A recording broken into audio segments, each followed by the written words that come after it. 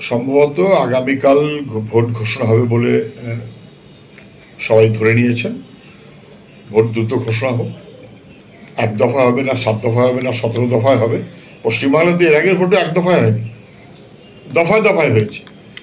ফলে এক দফায় ভোট হবার মতন খুব পরিস্থিতি কি পশ্চিমবাংলায় তৃণমূলের সরকার রেখেছে নাকি? যখন পশ্চিমবাংলায় বামফ্রন্ট ছিল তখন মুখ্যমন্ত্রী কিন্তু বলতেন 8 দফায় ভোট হতে হবে। এখন তো হাল খুব খারাপ। মুখ্যমন্ত্রী বলা উচিত ছিল আরো বেশি দফা করা জরুরি। উনি বলতে পারছেন না, উনি এখন উল্টো কথা বলছেন এক দফা। তবে এক দফা না 900 কোটি কোম্পানি, এগুলোর চেয়ে বেশি ইম্পর্টেন্ট হচ্ছে মানুষ যেন নিজের ভোট নিজে দিতে পারে। কেন্দ্র বাহিনী আসা শুরু করেছে, সুস্থভাবে কি ভোট সম্ভব না রাজ্যে? পশ্চিমবাংলায় নির্বাচনকে কেন্দ্র করে কেন্দ্রীয় বাহিনী ইতিমধ্যে এসেছে, হয়তো আরও আসবে, দফায় দফায় আসবে। কেন্দ্রীয় বাহিনী আসলে সব সমস্যা মিটে যায় এরকম ভাবার কোনো কারণ নেই। পঞ্চায়েত ইলেকশন লোকের চোখের সামনে দেখেছে। তবে যে মুড মানুষের আছে, মানুষ তার নিজের ভোটটা নিজে দেবে, সেই মুডে মানুষ আছে, এটা যেন সবাই বুঝে চলে। এখন অত কথায় কথায় শাহজাহান শিবুরা লাফাবে অথবা অনুব্রতরা লাফাবে, যারা মাস্তানি করেন তারা যেন খেয়াল রাখেন অনুব্রত তিহার জেলে, বীরভূমের বাঘ, খাঁচায় ভর্তি। শাহজাহানরা রয়্যাল বেঙ্গল টাইগার, খাঁচায় ভর্তি। খাঁচায় ভর্তি যখন এই এত বড় বড় মাতব্বররা হয়েছে, 1.5 পয়সা 2 পয়সার খদ্দের তৃণমূলের মনোভাব হওয়া উচিত নয়। এই জবরদস্তি করব, জবরদস্তি করলে কেউ ছাড়া পাবেন না। অভিষেক বন্দ্যোপাধ্যায় প্রায়ই বলছেন বিজেপির লোক এসে ওনার মুখোমুখি। আমি জানি না অভিষেক ব্যানার্জির মুখোমুখি এসে বিজেপির লোকেরা ডিবেট করুক, উনি এত বারবার চাইছেন কেন? উনি তো বারবার দিল্লির কেন্দ্রীয় বিজেপি মন্ত্রীদের মুখোমুখি হয়েছেন, যাচ্ছেন, রেহাই পাচ্ছেন, রিলিফ নিচ্ছেন। ঘেরাটোপের বাইরে লুকিয়ে লুকিয়ে বিদেশে চলে গেলেন। বিদেশে অনেক কিছু আছে, ম্যানেজমেন্টের ব্যাপার আছে। তো উনি তো বিজেপির নেতাদের সঙ্গে প্রায়শই মুখোমুখি হন, প্রকাশ্যে এবং অপ্রকাশ্যে। তারপরে আবার ওর সঙ্গে কে গিয়ে মুখোমুখি হতে যাবে আমি জানি না। উনি কি মুখোমুখি আর হতে পারেন?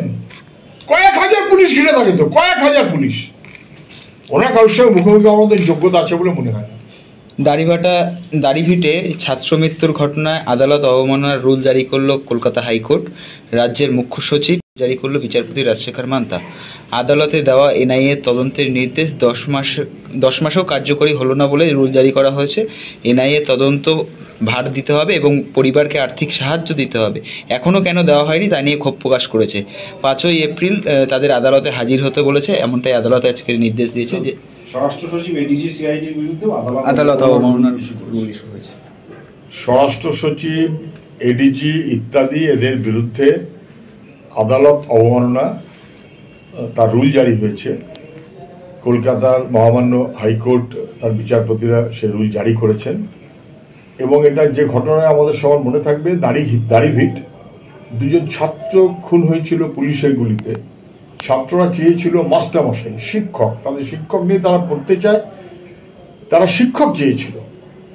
সরকার তাদের শিক্ষক না দিয়ে পুলিশের গুলির বুলেট দিয়েছে। এবং আপনাদের জানা থাকতে পারে, আমি তখন ঘটনার পর বোধহয় প্রথম ওখানে কলকাতায় খবর পেয়ে আমি গিয়েছিলাম, তো ওদের বাড়িতেও গিয়েছিলাম। ছেলেমেয়েরা লেখাপড়া করবে তার ব্যবস্থা করার যোগ্যতা নেই যে সরকারের, সেই সরকার যদি পুলিশকে দিয়ে ছাত্র খুন করায়, মানুষের বিক্ষোভটা স্বাভাবিক। এবং সেক্ষেত্রে যথাযথ তদন্ত এবং শাস্তির ব্যবস্থা যদি না হয়, তাহলে রুল তো জারি হবে বটেই। আজ আদালতে আরো একটি মামলায় মুখ খুলেছে রাজ্য সরকারের। মহিলাদের সম্মান দিয়ে যাচ্ছে, এটা হচ্ছে দিব্যেন্দু ভাষা। অর্জুন বলছে